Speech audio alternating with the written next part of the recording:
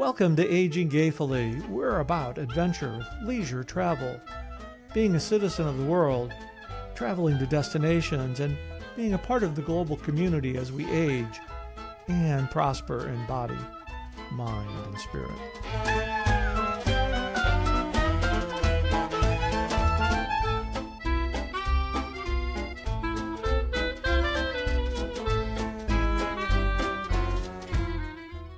Welcome to Aging Gayfully. I'm Josh. And I am Chris. How Chris, are you, it is Josh? lovely to see you. I'm tickled pink to see you. I'm speechless. I'm happy. I'm happy to see you. But I'd rather you be tickled purple. Yeah, well, you listen, take what you can get, all right? Yeah, that's right. You got to take what you can get, you never know. How's your week been?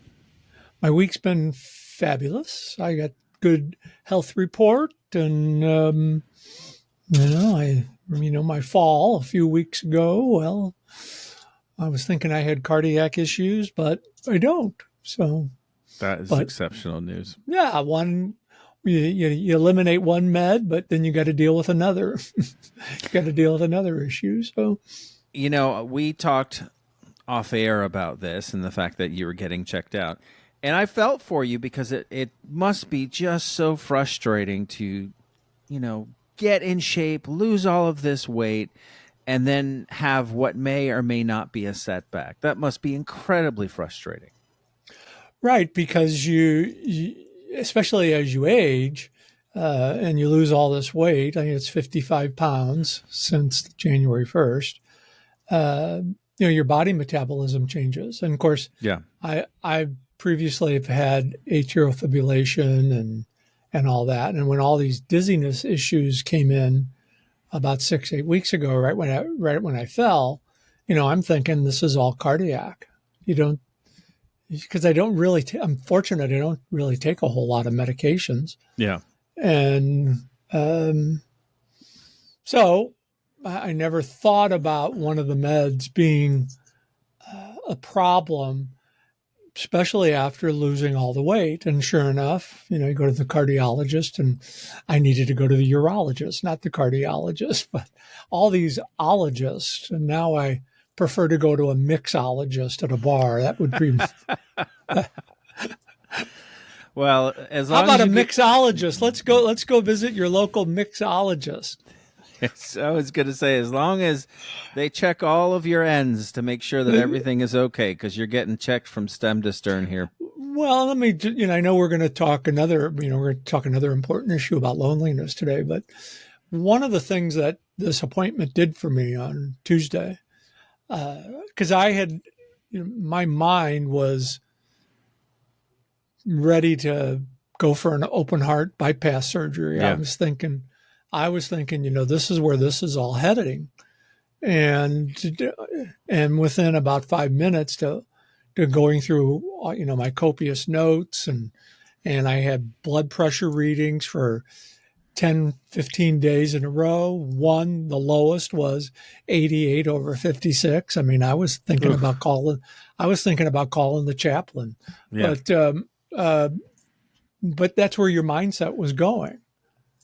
And immediately after the doctor said, well, let's look at your meds. And he looked at the one for the bladder and he said, here's your problem.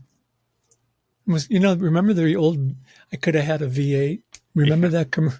Yes. Because I never, I never related it to the bladder. Now I got to deal with the bladder issue, but that's just a part of aging gayfully. Sure. There you go. No. And happy we are that's all it was. How do you like that segue into your wonderful introduction you're going to do on loneliness? It's great. Thank you. We are going to talk about loneliness. And one thing that I'll say about loneliness is that, and then I'll dig a little into the research, but loneliness is something that seniors struggle with and deal with. Hell, everyone struggles and deals with it at one point or the other, but particularly seniors. And we'll talk about that. But loneliness at the end of the day is not a weakness. It's a signal. It's a signal that something essential is missing. And that's kind of what I want to talk about right now, the fact of that. But let's start with the facts. According to the National Academies of Sciences, Engineering, and Medicine, more than 1/3 of adults age 45 or older feel lonely, and nearly 1/4 of adults age 65 and older are socially isolated. So Give me those numbers in. again. Give me those numbers. 1/3 of adults age 45 and older feel lonely. So that's 45 and older. That's younger even than the demographic that we're mostly talking to right now.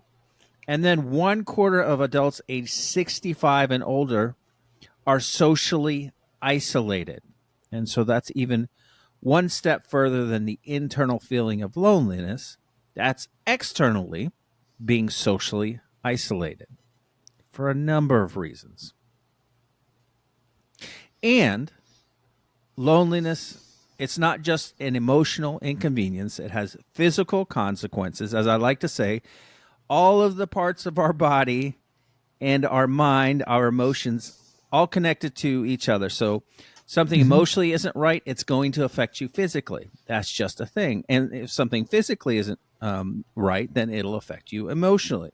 I know that when I get anxious or upset, what are the physical manifestations for me? I feel it in the pit of my stomach, and that's a physical manifestation. My stomach gets sour, and that's all because of this emotion that I'm feeling. And so the Centers of Disease Control and Prevention, CDC, reports that social isolation is associated with, now get this, 50% increased risk of dementia, 29% increased risk of heart disease, 32% increased risk of stroke. Get this. It's even linked to early mortality at rates comparable to smoking 15 cigarettes per day.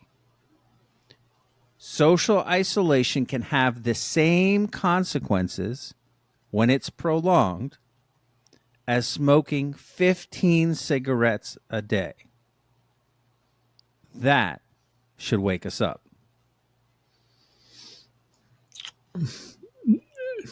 I'm kind of flabbergasted, especially as it relates to the smoking. I mean, that really... I had no idea. No idea. Like, I knew the consequences of isolation because we just went through a period of prolonged isolation through the pandemic. Right. And I work at a senior community, and we had to, particularly in the early going, we had to ask people to socially isolate for their health, for their physical well-being. And I'm not here to legislate whether that was actually necessary or not. We did the best that we could at the time, and I think that we kept people safe in doing so. However, let's not kid that the social isolation didn't have a physical effect as well. Well,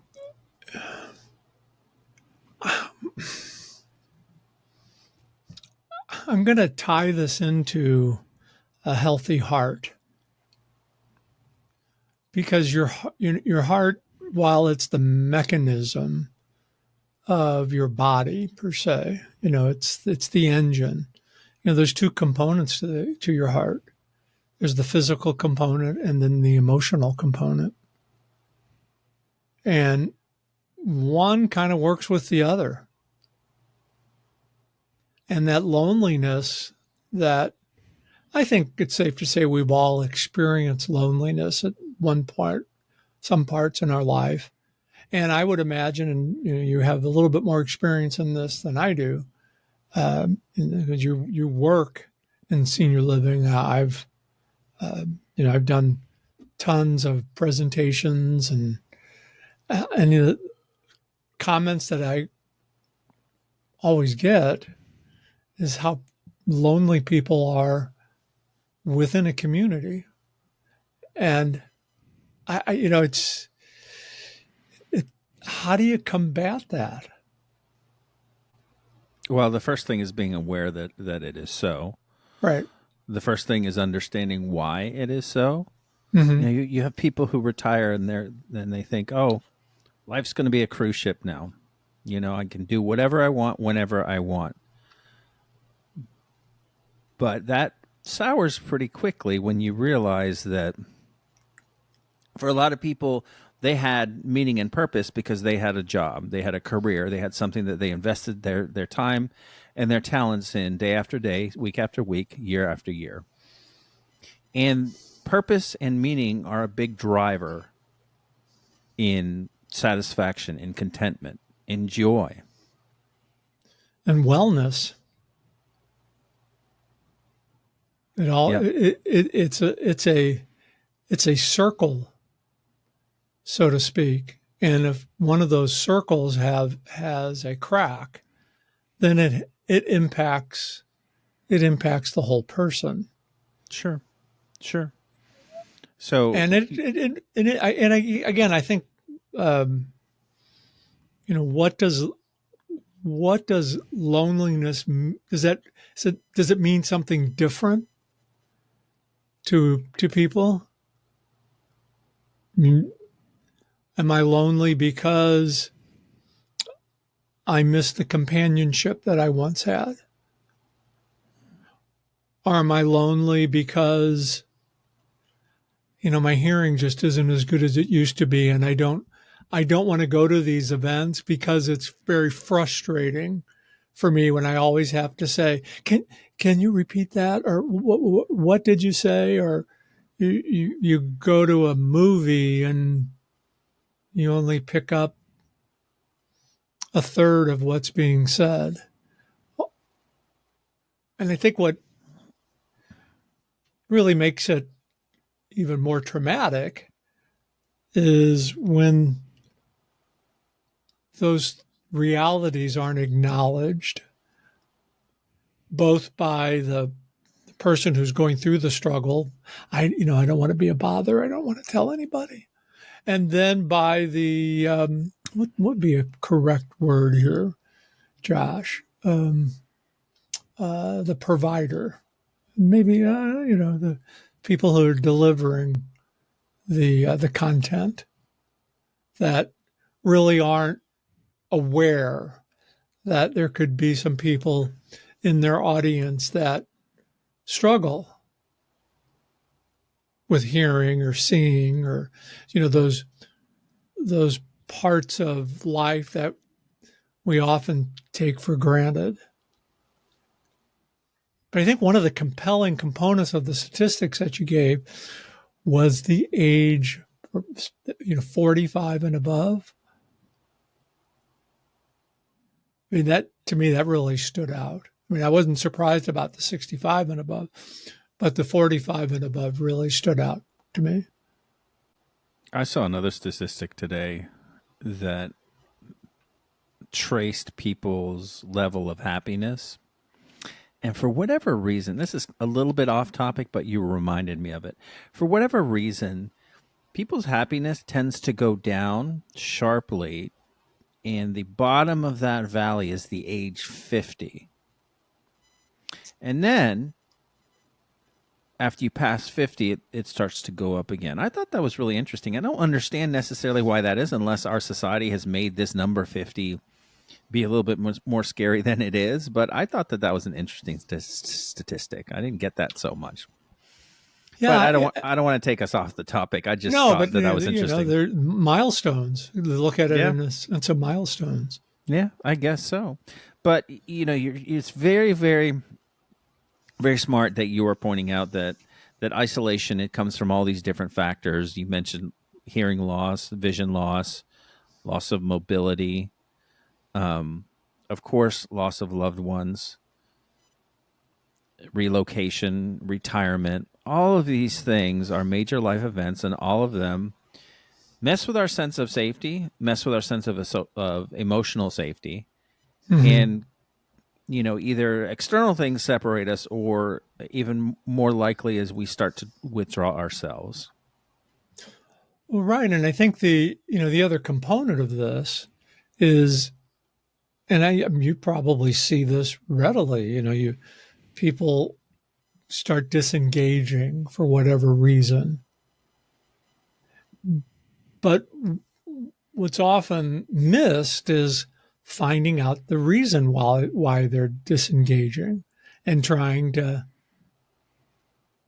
help solve that and let that person be heard.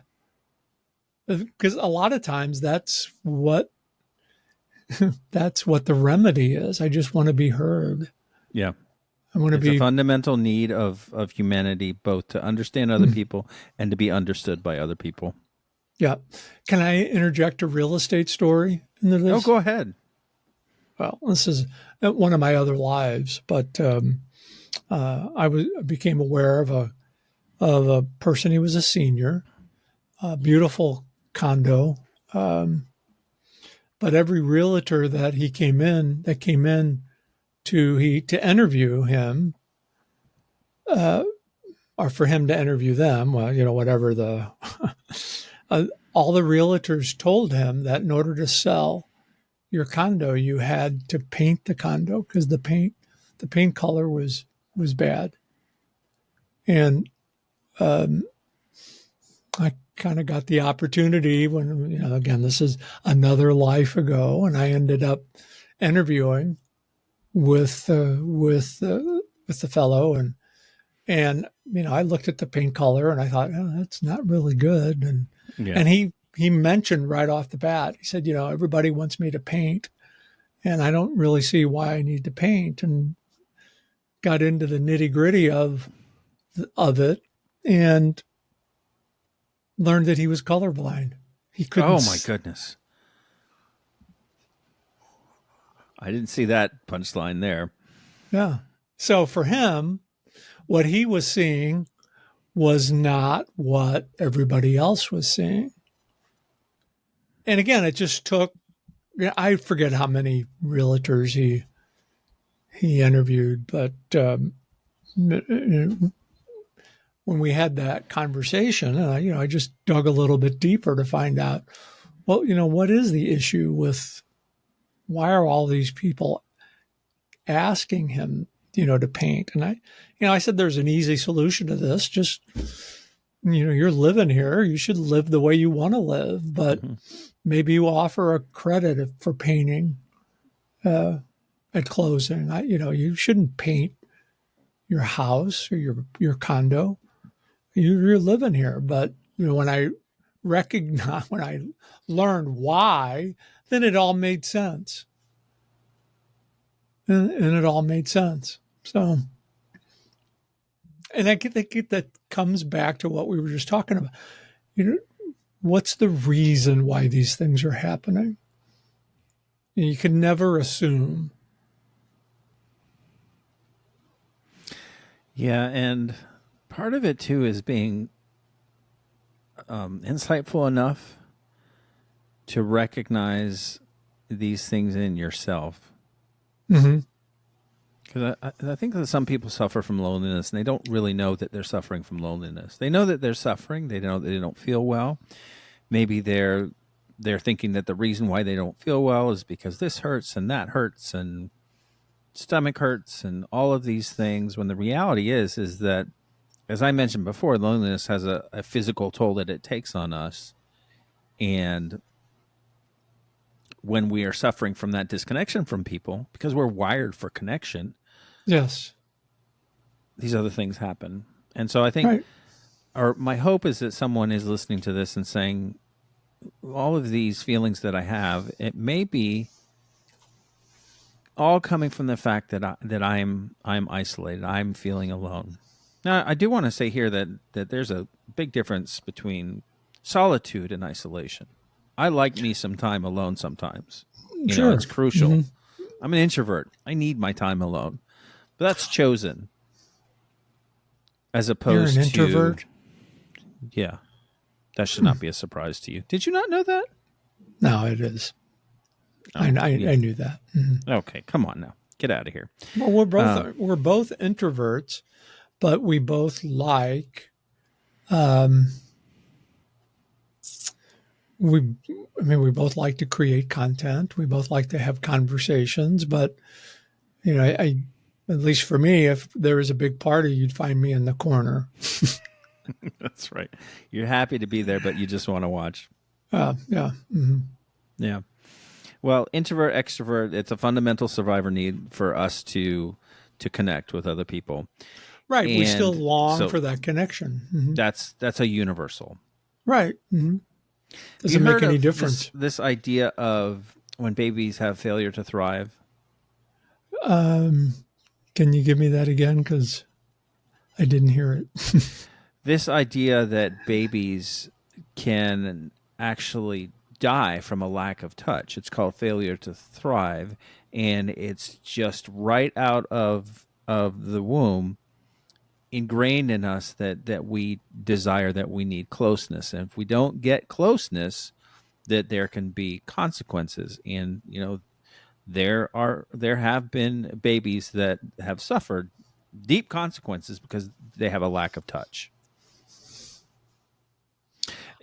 Um, oh goodness, this is going to dig into because I feel like I really need to. Obviously, I don't have kids. You have had kids. Um, I don't remember my parents ever touching me. Yeah. Well, Hugs. I could remember my father touching me, but not for all the right reasons. Affection goes a long way, It does. and it molds how you feel as you continue to move forward. I'll say as a father, like I didn't have, you're talking about, I was only spanked once, right? So at least it sounds like that perhaps that was a different situation that you may have had. But there certainly wasn't any sort of affectionate touch. There wasn't really hugging at all. Yeah, no, Now, no, none of that. Yeah, I'm very like demonstrative with my yes. children, with all of Well, them. you hugged me last year, so I did. I did. you, I got my you one did. Chris hug. Well, Hopefully, there's probably another one in the future. We just have to. let's not push it. Um, so I recognized, at least by the time that I had kids, that closeness was something that I desired. That I want to make sure that my kids always got. Right, it's important. And again, especially I when you're dealing probably, with, if I'd had kids, I probably would have loved them too much. I would have held them all the time. that's right, love them and hug them and call them George. Um, Now I can. Now with my nieces and nephews, I can love them and hug them, and then give them back to their my siblings.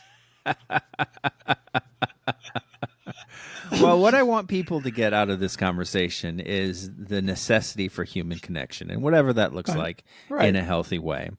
Hmm. And that probably means that once you realize that this is so, that you have to take steps to initiate that.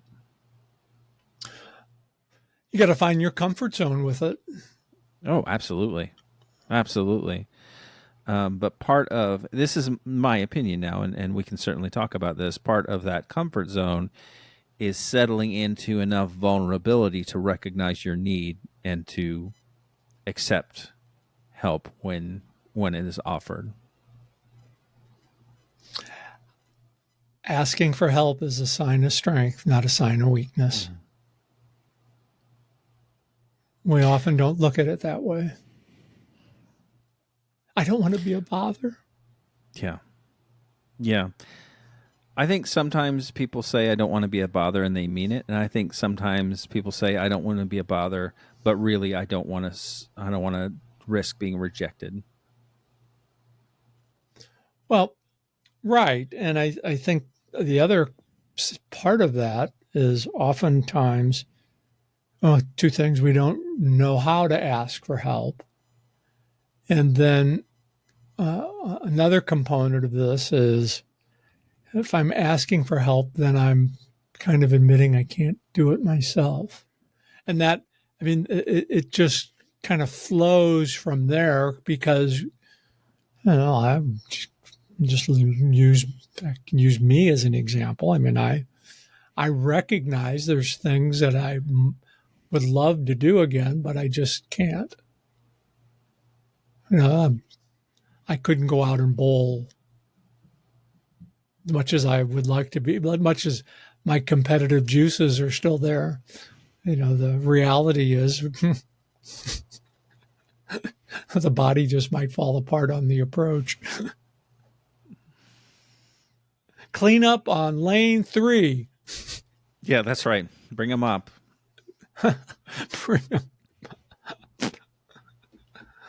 But again, but if we don't at least reach out and let somebody know, I mean, that's kind of more than half the battle, I think.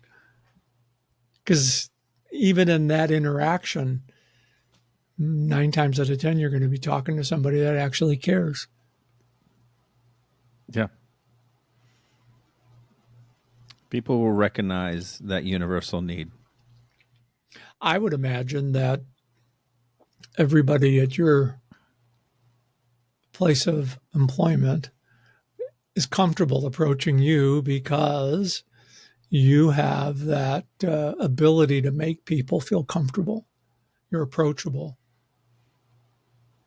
Well, thank you.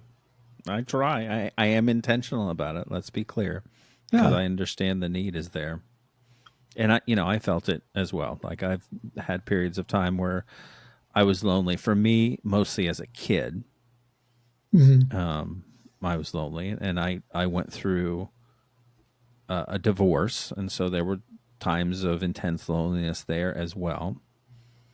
So yeah, it looks different though. It looks different for everyone. Right. Yeah, there's no cookie cutter when it comes to this issue, but other than having the comfort to recognize it and reach out. And that's going to be different for everybody.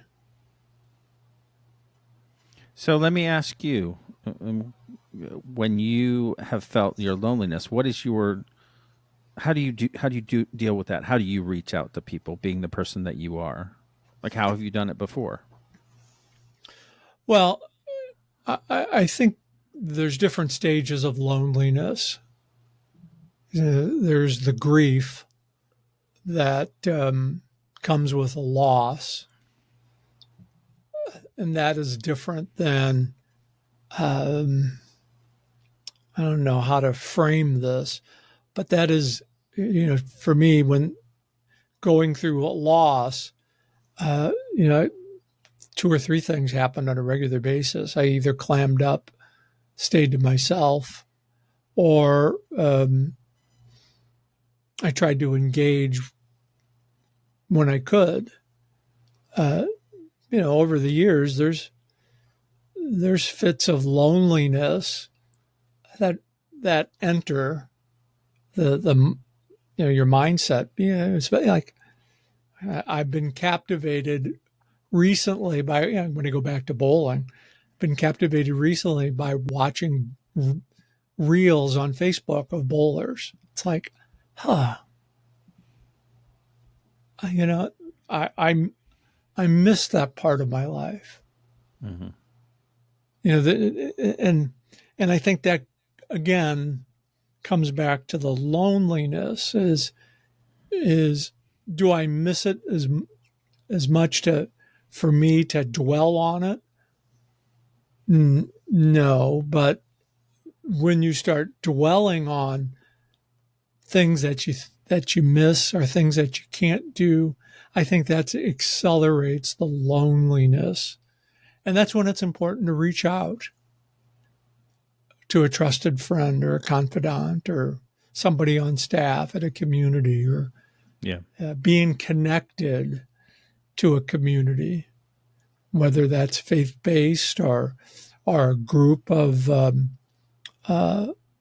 folks that get together on a regular basis. Like a lot of women have the garden club.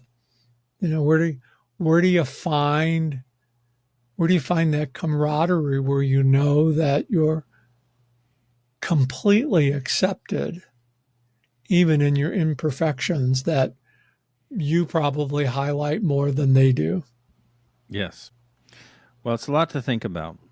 Like I said, if I can leave everyone with one point, with one thing to think about, it is, how is it that you feel connected? And do you feel that way right now? What type of person do you feel safe with? And do you feel that way right now? Right. Do you have an outlet? So important. Well, I do want folks to feel free to reach out to us if they want to talk about any of this, if they want to Very much relate so. their stories, if they want to talk about how maybe they've gone through loneliness and then gone past it. Any of these stories we'd love to hear. Chris, how can people Yeah. get a hold of us? They can email us at yesiam@aginggayfully.com. That's yes, I am at aginggayfully.com. And if they want to know a little bit more about us?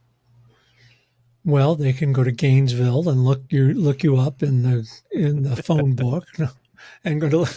They don't have phone books anymore. Get out of here. They don't have phone. Wait a minute. No, see, wait a minute. They don't have phone. But that makes sense. No, I can't even remember the last time I got a phone book. You got this big stack of yellow pages. Yep. Yeah. Oh no, just go to the website. Yes, I am at AgingGayfully.com. We are working on a new website, but it'll happen when it happens. Wiser words were never said. That's right. All right. Well, and you can subscribe to Aging Gayfully wherever you get your favorite podcast. And tell your friends. And tell your friends. Yeah, we're cracking on. Yes, we are. Well, for those of you watching the video. Oh, yes. You see, now because I've been watching a lot of videos, and they always, the videos on YouTube, that's where I got the crack on. That's what the British say in France, who are refurbishing chateaus, but that's a whole other conversation. But they always say, like, subscribe, and ring the bell. So, that's what you do on YouTube. Like, subscribe, and ring the bell. There you go. Ring our bells. Ring our bells. Oh, there's a song. Ring our bell.